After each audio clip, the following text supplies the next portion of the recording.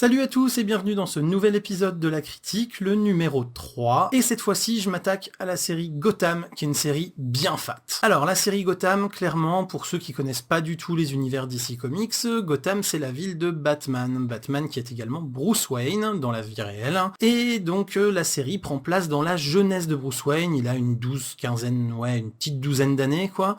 Et il vient de perdre ses parents, puisque oui, Batman est orphelin, et donc il vient de perdre ses parents, il est élevé par le majordome, et on va assister à la genèse de tous les gros méchants de la série de Batman. Alors pour faire simple, petite liste non exhaustive, on va avoir le Joker, on va avoir l'Épouvantail, on va avoir Poison Ivy, on va avoir le Pingouin qui a un très gros rôle sur cette première saison. On va avoir Harley Quinn, on va avoir Zaz, on va avoir Catwoman, on va avoir Nigma, peut-être Mr. Freeze, mais je suis pas tout à fait suffisamment fan de l'univers d'ici pour être sûr que c'est ses prémices à lui ou pas. Et on a même Harvey Dent qui commence à apparaître, Harvey Dent qui est le futur double face. Donc clairement voilà, il y a du gros lourd, c'est du gros méchant. Et on assiste comme ça à la naissance de toutes ces personnalités qui sont connues des fans et des moins fans de Batman. On assiste également aux prémices de ce que va devenir Batman, dans le sens où il commence l'enquête sur la mort de ses parents, le petit Bruce Wayne, et où il va donc forger toute sa force de caractère qui va faire de lui ce qu'il sera quand il sera le Chevalier Noir. Sachez que si à la fin de cette vidéo vous êtes plutôt convaincu et que vous avez envie de voir la série, je vous mets un lien directement pour l'acheter sur Amazon. Ça vous fera super plaisir, je pense, de pouvoir posséder ces coffrets-là. Au niveau des deux rôles principaux, on a en fait les deux flics qui sont le tandem détective Gordon et son coéquipier, qui sont respectivement joués par Ben McKenzie et Donald Logue. Très clairement, ces deux acteurs, franchement là encore, comme souvent, si j'avais pas eu des antisèches sur Allociné, je n'aurais pas réussi à les remettre dans d'autres séries. Les visages me causaient, je savais que je les avais déjà vus, mais incapable de vous dire où. Donc voilà, clairement au niveau du casting, on n'a pas non plus d'acteurs ultra réputés avec des rôles de malades.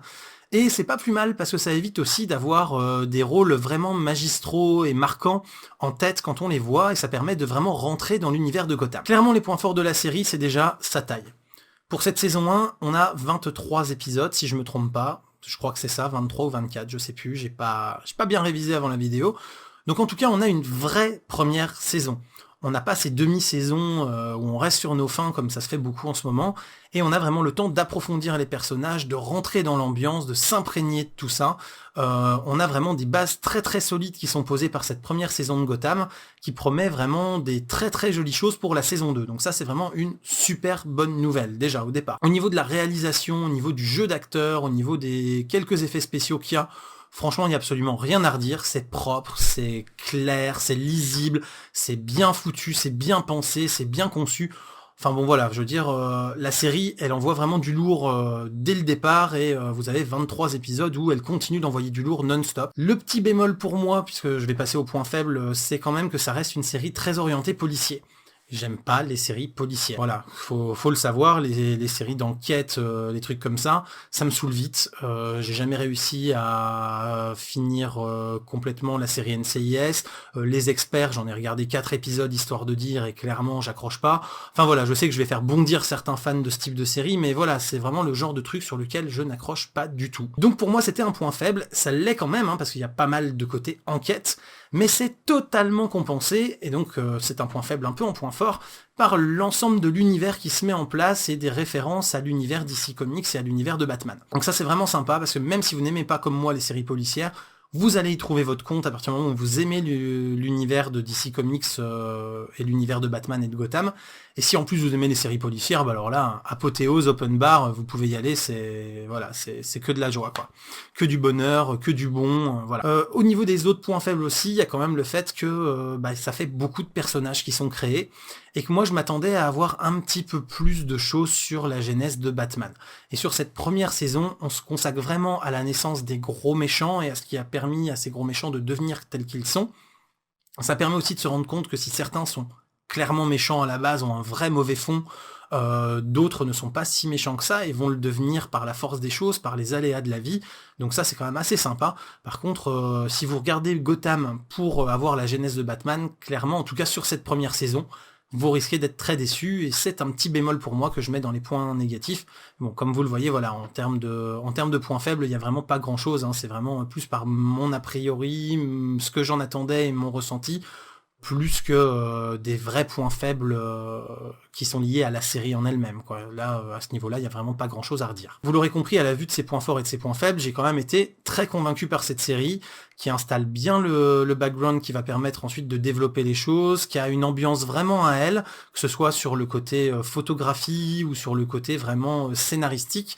On est sur une série qui est vraiment très très très agréable, très sympa, avec une ambiance vraiment bien particulière qui permet de s'imprégner et de ne pas avoir l'impression d'un truc trop aseptisé et trop déjà vu. Des personnages qui sont pas forcément tout blancs ou tout noirs, ils ont quand même des côtés pervers un peu tous pour une majorité, tout en ayant aussi des bons fonds. Enfin voilà, c'est pas trop manichéen, contrairement à ce que les Américains ont tendance à nous proposer assez régulièrement.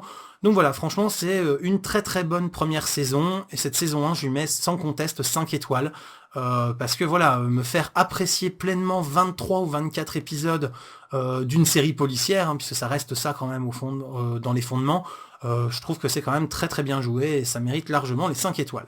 Voilà donc pour cette vidéo sur la saison 1 de Gotham et donc sa critique. J'espère que cette vidéo vous a plu. Vous pouvez donc vous abonner à la chaîne pour voir toutes les autres vidéos en cliquant sur le logo YouTube sur le bord de l'écran. Vous pouvez également me suivre sur les réseaux sociaux où je relais les nouvelles vidéos régulièrement si vous voulez pas vous abonner via YouTube. Et puis où je publie aussi des petites choses sympas, des images, des choses comme ça en rapport avec les séries. N'hésitez pas aussi, si vous le voulez, si vous le pouvez, à aller sur Tipeee, faire un petit don qui m'aide à développer la chaîne et ma chaîne principale. Ça va me permettre, voilà, d'acheter du matériel, d'acheter des logiciels pour pouvoir faire des vidéos de meilleure qualité et pouvoir vous proposer éventuellement des petites choses un peu scénarisées que je suis carrément pas pour l'instant dans moyen de vous proposer, aussi bien faute de temps que de faute de matériel, que de faute de formation, enfin voilà, et tout ça c'est des choses qui coûtent très cher. Voilà, donc si vous avez aimé la vidéo, j'espère que vous pourrez lui mettre au moins un petit pouce vert, ça fait super plaisir, ça ne vous coûte rien pour le coup, et bien évidemment, comme je vous l'ai dit, hein, si vous avez envie de regarder cette série qui est disponible déjà en DVD, vous avez le lien pour le commander sur Amazon directement dans la description de la vidéo. Voilà, je vous dis à très bientôt pour plein de prochaines vidéos sur les séries, et d'ici là, bouffez de l'épisode et bouffez de l'épisode, faites-vous plaisir, envolez-vous, enivrez-vous de séries, ça fait toujours du bien. Salut à tous!